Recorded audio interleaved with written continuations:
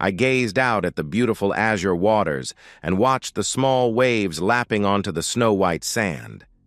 I had felt such peace, such happiness, being here with my bride as we celebrated our 30th anniversary. Moments ago, the tranquility of this paradise island had been destroyed. "Mary, let me get this straight," I said, struggling to keep my voice calm. "We are here celebrating our 30th wedding anniversary on this romantic island, and you're telling me you want to spend the night with another man? How can you even ask me such a question?" "Mark, honey, don't be that way," Mary replied. "You know I love you more than anything. I just want to do this for John and Amy. I know you were just as moved by their story as I was. It would be just one night. One night to bring a little bit of happiness to an old man who is dying and lonely. And besides, it's not like you will be left all alone. I've seen the way you look at Amy. She is a beautiful young woman." "Yes, Amy is a beautiful young woman," I said firmly. "But she is not my wife. I know she wants you to be with her father and is willing to be intimate with me to seal the deal. But she is not my wife.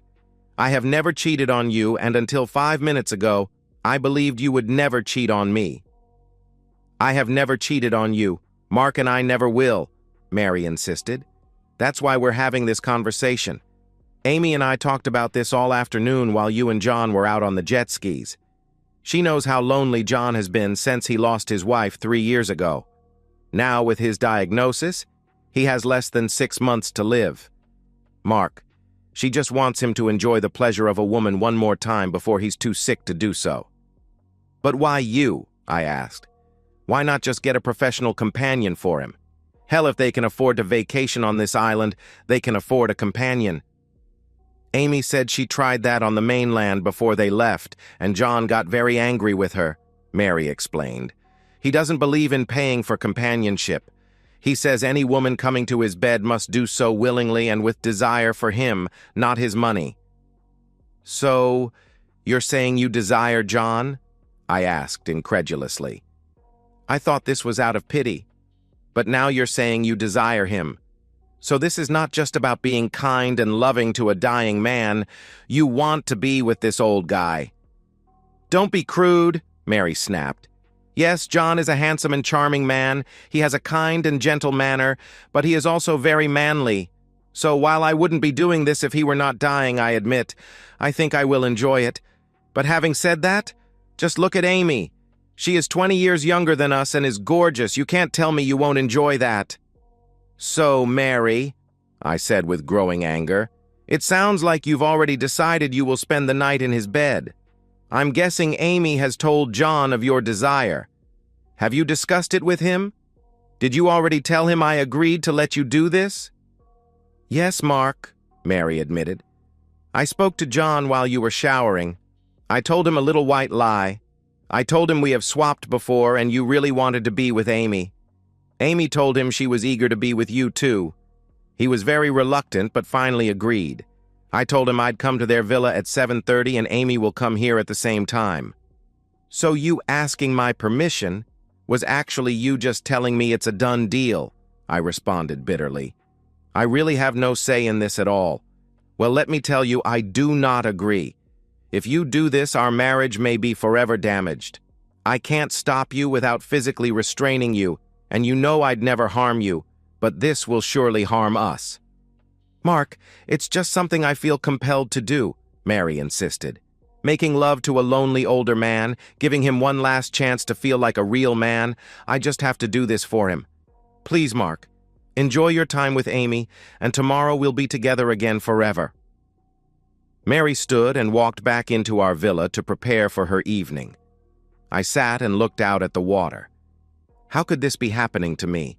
My wife is abandoning me to spend the night with a man we only met a couple of days ago, a man who must be at least 60 years old. Mary has always been soft-hearted and now she wants to give some smooth-talking old guy her sympathy?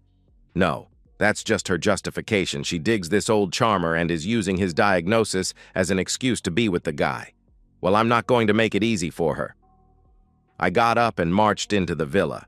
Mary was dressed in a light summer dress and sandals. I could smell the expensive perfume I'd given her before we left home. She was putting her second diamond earring on. "Stop!" I shouted. "I bought you those earrings as an expression of my love for you, not to make you look good while you cheat on me. Take them off! And you're not wearing the perfume I bought you. Wash it off immediately. It's bad enough you are humiliating me and betraying me tonight. I'll be damned if you're going to do it while wearing my anniversary gifts." "Mark, you're being silly," Mary protested. "I'm not betraying you. We agreed. We are swapping. You will be with Amy. Now go away and let me get dressed." I took 3 quick strides across the room and grabbed her left wrist. I worked her wedding rings off her finger and held out my hand. "Give me the earrings or I'll tear them from your ears." With a horrified look, Mary removed her earrings and placed them in my hand.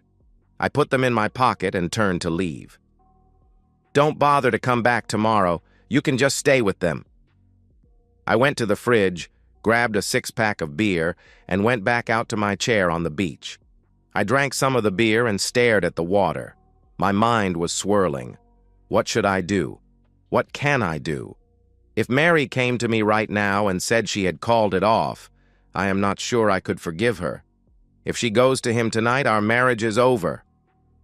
I sat and stewed for over an hour before Amy approached me. "Mark?" Amy called softly. "I was looking for you. Do you want me to join you here, or do you want to go inside?" Amy walked around my chair and stood in front of me. "Amy, you are a beautiful young woman, but I am a married man, at least for the time being," I replied firmly. "I know you and Mary had an agreement for this evening, but I never agreed to your plan. I told Mary I did not agree, and she went to John anyway. She is cheating on me with your father, and I will divorce her as soon as we get home." "Oh my God, Mark!" Amy exclaimed. "You can't mean that. You know why she is doing this. It is an act of kindness. She's not cheating. She loves you, and I know you love her. Please, Mark, let me take your mind off of it." Amy slipped one thin strap of her summer dress off her shoulder, then the other, letting the dress glide softly to her feet. Standing gracefully, she took a deep breath, her posture accentuating her figure. She was indeed a beauty. Her light blonde hair drifted in the breeze, her confident stance clear in every detail. Her hands rested elegantly on her hips, her bright red nails contrasting with her sun-kissed skin. She held my gaze, a knowing smile playing on her lips. "I think we could have some fun," Amy suggested. "She is having her fun. You deserve some fun, too. Mark, I have really been looking forward to being with you tonight. Please, let's go inside and let me help you forget all about her for one evening." My eyes drank in the attractive blonde as she reached out to me and asked me to take her inside. The 4 beers I'd had were almost enough to allow my desire to overrule my brain, but my anger was still there. I stood and grabbed Amy's hand and marched into my villa. I went straight to the bedroom, telling Amy to grab the wine from the fridge. I stepped into the bedroom and slammed the door shut. I slid the small bolt into place to lock the door. "Mark!" Amy called. "Let me in!" "Why are you doing this? Please, Mark, open the door and let me in, please, Mark." "Amy, my wife has decided to betray our vows," I called back. "That doesn't mean I have to follow suit. I made a vow, and I will keep it until I can divorce her. You can leave or you can sleep on the couch. Either way, you're not sleeping with me."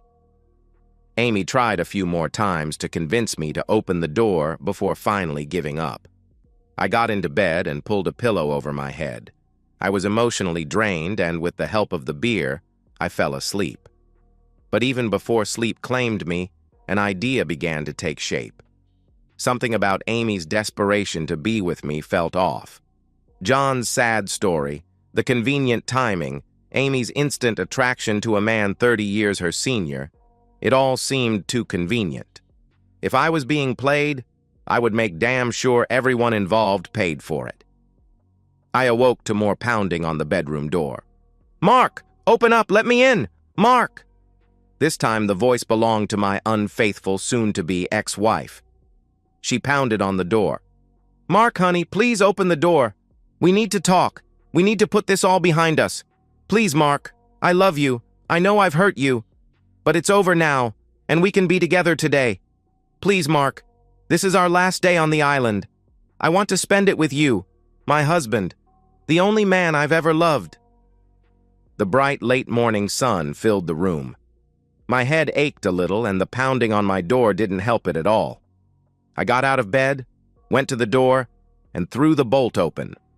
Mary burst into the room and came rushing up to hug me. I stiff-armed her and pushed her away. "Don't touch me!" I shouted angrily. "You come to me, fresh from his bed, and expect me welcome you into my arms? You must have completely lost your mind. I can smell him on you from here. Get in the shower and clean yourself." Mary gasped in horror and then burst into tears. She turned and ran to the bathroom crying, "I'm sorry. I'm so sorry. I didn't think. Mark, please, I'll be out in just a few moments. I'm so sorry." I went into the kitchen and made some coffee. I wished we had cell service on the island so I could get out of here before our 6 p.m. departure time. I looked at the clock, 11:30. That means I have to be alone with her all day. While she showered, I quickly slipped outside. I activated the satellite phone I'd brought for emergencies and dialed my best friend, Roger, who happened to be a private investigator. I gave him the names John Phillips and Amy Phillips, explained my suspicions, and asked him to run a thorough background check immediately. I needed answers before we left the island. Mary walked into the kitchen. She had wrapped a towel around herself, and her wet locks hung down onto her bare shoulders. 2 days ago, I would have sprung from my chair and gathered my beautiful bride into my arms. Today, I just stared at her as I sipped my coffee. "Mark?" Mary asked hesitantly. "I'm all clean now. I washed everything several times." "Mark? Please, I'm still me. I'm still your wife. Please, baby, say something." "Get some clothes on, and then we need to talk about what's going to happen," I replied coldly. But, Mark," Mary pleaded. "Aren't you going to reclaim your wife? Amy and John said you'd want to reclaim me. They said you'd show me you still want me. Please, Mark, I want you to reclaim me. Make me yours again." "Quiet," I shouted. "I will never touch you again. Now get in there and put some clothes on." Mary burst into tears and ran into the bedroom, slamming the door. She came back out as I poured the last of the coffee into my cup. Mary saw the empty pot and knew not to ask me to make more coffee. She quietly refilled the pot and turned it on. Once brewed, she poured a cup and sat down at the table. "Mark," Mary began nervously, "Amy told me you locked her out last night. I don't understand why you did that. I thought you would have enjoyed that young woman all night and then been eager to tell me all about it this morning. I thought we'd have a good laugh about our adventures, then you'd make love to me all day." "Who are you?" I asked incredulously. "You can't be the same woman I married 30 years ago. How could you ever believe I'd be okay with that plan?" "Mark, we're on a tiny island. The other 2 villas are empty, so it is just the 4 of us," Mary explained. "No one would have ever known what we did here. You had a beautiful young woman begging you to be with her, and you had my blessing to do so. What man in his right mind would pass up that opportunity?" "You just don't get it," I exclaimed. "I loved you, only you. It wouldn't matter that no one else would know what I did, because I would know what I did. I took a vow, and vows mean you do what you said you'd do, even if there is no one watching you. Obviously, your vows didn't mean anything to you, but they meant everything to me, and you broke them." "Mark, I thought you'd enjoy it," Mary said defensively. "I knew you were a little hurt, but I thought once you started with Amy, you'd really enjoy yourself. I didn't know you'd locked her out of the bedroom until she told us this morning. I just assumed you had a wonderful night, just like..." "Just like you, Mary?" I interrupted angrily. "You mean just like your wonderful night with John?" "Yes, damn it," Mary shot back. "It was a wonderful night. John is an excellent companion, and I did have a wonderful night. You could have had a wonderful night too, but no, you had to be a saint. Well, it's your own fault you missed your wonderful night." I waited until I had my anger under control. Then I spoke calmly. "No, Mary. I had already had 5 wonderful nights with you. I didn't need or want a wonderful night with Amy. I was looking forward to another wonderful night with you, but you chose to be with John because you believed he needed you. Well, I needed you too, but I guess that just wasn't important to you." I got up and went out to my beach chair. I pulled my beach hat down over my eyes and pretended to sleep while waiting for Roger's call. When my satellite phone vibrated in my pocket, I quietly walked down the beach to take the call. "Mark," Roger said grimly, "you were right. These people are con artists. Real names Ron Cook and Amber Jones.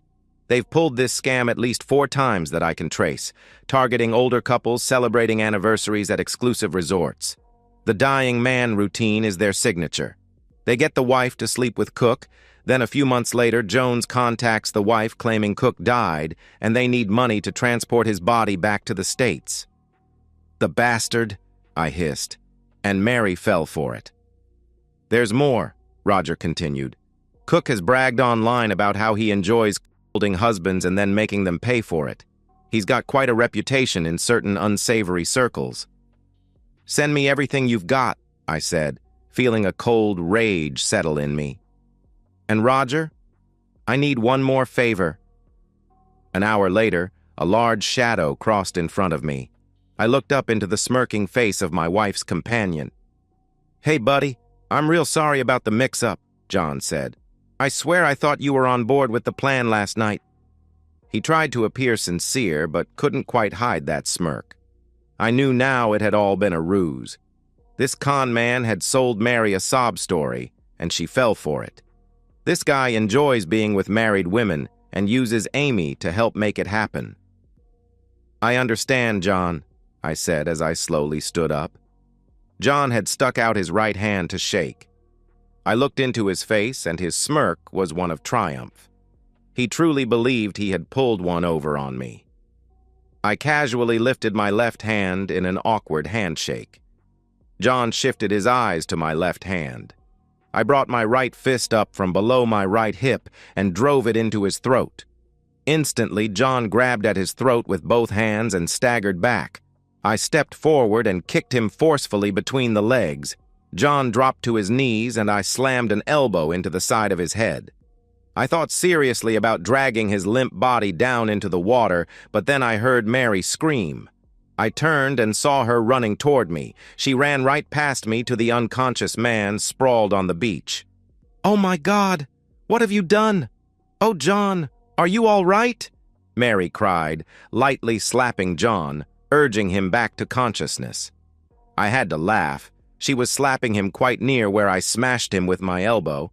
I figured that had to hurt. Too bad. I walked back up to the villa and went inside to get a beer and a spot of lunch. I sat on the porch and watched Mary and Amy help the bulky John stagger back to his villa. When he got near, he turned to look at me. The smirk of triumph was gone. In its place, I saw only fear. I didn't see Mary until just before the island boat arrived. She quickly packed her things and bustled them down to the pier. When we got on the boat, Amy and Mary talked to a crewman, and I assumed he used the radio to contact the mainland because we were met by a uniformed policeman of some sort. "Mark and Mary Stevens?" the officer asked. I nodded. "Please come with me." We followed the man into a small office, and he pointed to a couple of chairs. We sat, and he offered us a drink before becoming serious. "I understand you had a run-in with Ron Cook and his friend Amber Jones," the officer stated. "No, officer, you have it wrong," Mary protested. "They are the Phillips, John and his daughter Amy." She glared at me. "Oh, those were the names they used this time?" the officer asked skeptically. "I beg your pardon, officer. John and Amy are my new friends, and my husband attacked poor John for no reason whatever," Mary insisted. "Madame, do me a favor and be quiet," the officer said firmly. "I want to talk to Mr. Stevens, and I don't want to be interrupted." I laughed. "Please call me Mark. Now, how can I help you, officer?" "Mark, I think you must have figured out Cook's game, and that's why you expressed your displeasure during your conversation." the officer suggested. You could say that, I replied with a cold smile. My friend sent over quite a file on Mr. Cook and Miss Jones. The gentleman laughed. Well, Mark, this is the 5th time Cook has run this game on some gullible tourist. At least it's the 5th one we've learned about through some sort of complaint or altercation. I have no idea how many times he actually got away with it. I understand the next step is for Miss Jones to contact your wife in a few months and tell her Cook passed away. She will then ask the wife for some money to help get Cook's body back to the States to be buried next to his late wife. Wow, that's a bigger con than I realized, I said. He cons the wives into being with him and then gets his accomplice to con them for some cash. Quite a scheme. Yes, but thanks to you, I'm guessing he will be retiring from the game, at least at our resort, the officer noted. In fact, we've got enough evidence from prior victims to press charges, should you want to be a witness. So who is Jones? She is obviously not his daughter, I asked. Amber Jones was a dancer in a club in Miami when Cook met her, the officer explained.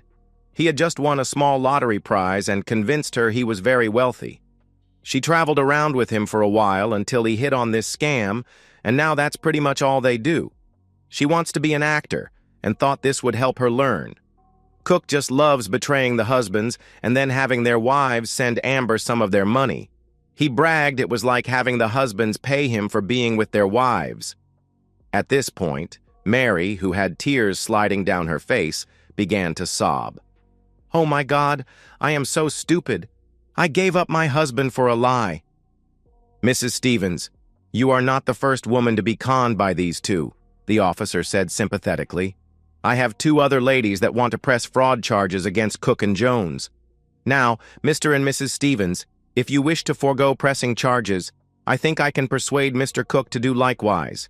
In any event, your plane leaves in the morning, and once you're in the air, you are out of my jurisdiction. I looked at Mary, who nodded and said, I just want to go home. Please, Mark, just take me home. But I had different plans. Actually, officer, I'd like to press charges. In fact, I'd like to make sure these 2 never pull this scam again. Mary's eyes widened in horror. Mark, please, I just want to forget this ever happened. That's the difference between us, Mary, I said coldly. You want to forget. I want justice. The next morning, before our flight home, I met with the officer and the resort security team. They had found evidence of Cook and Jones scamming multiple couples, and I signed the necessary papers to join the case against them. Mary refused to cooperate, but my testimony would be enough. Once home, my revenge plan truly began. I had served Mary with divorce papers before we even reached our house. She begged, pleaded, and promised to do anything to save our marriage, but my mind was made up. Mark, please, she sobbed on our first night home. I made a terrible mistake. I was manipulated. Yes, you were, I agreed calmly, because you wanted to be. Because some part of you wanted that night with him, con or no con. What Mary didn't know was that Roger had helped me secure the services of the best divorce attorney in the state, one who specialized in infidelity cases. We had already moved significant assets, all legally but strategically, to protect what I'd built over 3 decades. I also had something more. During our marriage, Mary had insisted on handling all our charitable donations. I discovered she had been skimming from these accounts for years to fund a secret shopping addiction. Designer clothes hidden at her sister's house, jewelry in a safety deposit box I knew nothing about. Roger's investigation had uncovered it all. I shared the evidence of her financial misconduct with our children before Mary could spin her version of events. I wasn't vindictive. I simply told them the truth. About the island, about the con, and about the financial deception going back years. They were stunned but ultimately supportive of me. The divorce was brutal. When Mary's financial improprieties were presented in court, she lost any chance at spousal support or an equal division of assets. The judge awarded me 80% of our estate. Her reputation in our social circle was ruined when the details of both her island adventure and her financial duplicity came to light. 6 months after our divorce was finalized, Mary was living in a small apartment, working a retail job, and being shunned by most of our friends. Meanwhile, I was rebuilding my life. My daughter, seeing my loneliness, introduced me to her next-door neighbor, Elizabeth, a widow with a kind heart and genuine integrity. We hit it off immediately. Elizabeth had never been the type to chase material things or status, values I now recognized as essential. 2 years after the island incident, Elizabeth and I were married in a small ceremony with only close family and friends. Mary wasn't invited, of course, though I heard she stood across the street watching as we emerged from the church. Cook and Jones were eventually convicted of fraud and sent to prison. Their trial made national news, and several other victims came forward. Mary had to testify, her humiliation complete as the details of her betrayal became public record. On our first anniversary, Elizabeth suggested we take a vacation. "Somewhere quiet," she said, "maybe with mountains instead of beaches." I smiled and kissed her. "Mountains sound perfect," I replied. "I've had enough paradise islands to last a lifetime." Sometimes I think back on everything and marvel at how a trip to paradise ended my 30-year marriage. Mary lost everything: her husband, her reputation, her lifestyle, and her dignity, all for a night with a con man. I lost my illusions about the woman I'd loved for 3 decades. But in the end, I found something better. A life built on honesty and real love. And I can guarantee you, Elizabeth and I will not be spending any anniversaries at an island paradise. And so, we've reached the end of today's story. Was it what you expected, or did it take a twist you didn't see coming? I'm curious to hear your thoughts. Share them in the comments below, and let's get a conversation going. If this story kept you hooked, make sure to hit that like button. And if you're new here or just haven't subscribed yet, now's the perfect time to join our community. I bring you fresh, captivating stories every day, so click that subscribe button and turn on notifications so you never miss out. Thanks for watching, and I'll see you in the next one.